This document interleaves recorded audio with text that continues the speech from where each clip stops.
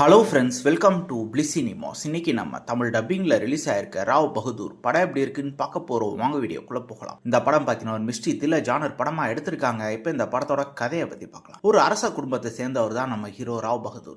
அவரோட வாழ்க்கையோட கடைசி கட்டங்களில் இருக்காரு. டாக்டர்ஸ்லாம் பொழைக்க மாட்டாங்க அப்படின்னு சொல்லியும் அவர் ஓரளவு மேனேஜ் பண்ணி இருந்துகிட்டு இருக்காரு. அது காரணம் என்னன்ற மாதிரி இருக்குன்னு பார்த்தீங்கன்னா அவருக்குள்ள மிகப்பெரிய குழப்பமும் சந்தேகமும் ஒன்று இருந்துகிட்டே இருக்கு. அதே மாதிரி பார்த்தீங்கன்னா அவர் ஒய்ஃபும் பல வருஷமா அவங்க கிட்ட பேசாம இருக்காங்க. இருந்தாலும் அதே வீட்டில் தான், அதே அரண்மனையில தான் இருக்காங்க. அதையும் தாண்டி நம்ம ஆளுக்கு ஒரு சைல்ட்ஹுட் ஃப்ரெண்டு வேற இருக்காரு. அவரு யாரு? அதே மாதிரி நம்ம ஹீரோக்கு மனசுல இருக்க சந்தேகங்கள் என்ன, கடைசியில என்னதான் ஆச்சு அப்படின்றது தான் இந்த படத்தோட மொத்த கதையே. இப்போ இந்த படத்தோட பாசிட்டிவிட்டி பத்தி பார்க்கலாம். பாசிட்டிவ் கண்டிப்பா சத்யதேவோட பெர்ஃபார்மன்ஸ் சொல்லி ஆகணும். ஒரு அல்டிமேட்டான ஒரு பெர்ஃபார்மன்ஸ் கொடுத்துருக்காங்க. படத்தையே ஹோல்ட் பண்ணியிருக்காங்கன்னு சொல்லலாம். அதுவும் வயசான கேரக்டர்ல அவர் பண்ணியிருக்க சம்பவம்லாம் அல்டிமேட்டாவே இருந்தது. அதே மாதிரி நம்ம டேரக்டரும் பார்த்தீங்கன்னா ஒரு இன்ட்ரெஸ்டிங்கான ஒரு ஸ்கிரீன் பிளே தான் எழுதி எடுத்திருக்காரு. படத்தை கொஞ்சம் வித்தியாசமா நீட்டாவே பிரசன்ட் பண்ணியிருக்கான்னு சொல்லலாம். டெக்னிக்கலி இந்த படம் பயங்கர சவுண்டான ஒரு படமா இருக்கு. அது சினிமோட்டோகிராஃபியா இருக்கட்டும், சவுண்ட் எஃபெக்ட்ஸா இருக்கட்டும், பிஜிஎம், விஎஃப்எக்ஸ் எல்லாமே அல்டிமேட்டா இருந்ததுன்னே சொல்லலாம். அதையும் தாண்டி பார்த்தீங்கன்னா இந்த படத்து மூலியமா இவங்க பல விஷயங்களை பத்தி பேசியிருக்காங்க. அது என்னலான்னு பார்த்தீங்கன்னா இவங்க சாதியை பத்தி பேசியிருக்காங்க. அதே மாதிரி ஒரு மிகப்பெரிய பரம்பனா எப்படி இருக்கும், அங்க இருக்க பிரச்சனைகள், அந்த மாதிரி பல விஷயங்களை அதை பத்தி பேசியிருக்காங்க. இந்த படத்தோட நெகட்டிவ் பத்தி பார்த்தீங்கன்னா ஃபர்ஸ்ட் ஆஃப் தான் பயங்கர ஸ்லோவா போகுது. அது மட்டும் இல்லாம கதைக்குள்ள போறதுக்கே ரொம்பவே டைம் எடுத்திருக்காங்கன்னு சொல்லலாம். அதையும் தாண்டி படத்தோட டியூரேஷன் கிட்டத்தட்ட 3 மணி நேரம் போகுது. அதை இன்னும் கொஞ்சம் கட் ஷார்ட் பண்ணி எடுத்துருக்கலாம். பல பேருக்கு சலிப்பு தட்டவும் வாய்ப்பு இருக்கு. மொத்தத்தில் இந்த படம் என்கிட்ட கேட்டீங்கன்னா கண்டிப்பா ஒரு நல்ல படமா தான் இருக்கு. ட்ரை பண்ணி பாருங்க. ஒரு இன்ட்ரெஸ்டிங்கான படம் தான். ஃபர்ஸ்ட் ஆஃப் நீங்க ஸ்லோ அண்ட் ஸ்டடியா தாண்டிட்டீங்கன்னா செகண்ட் ஆஃப் ரொம்பவே இன்ட்ரெஸ்டிங்கா எழுதி எடுத்திருக்காங்க. இந்த படத்துக்கு நம்மளோட ரேட்டிங் கேட்டீங்கன்னா 10க்கு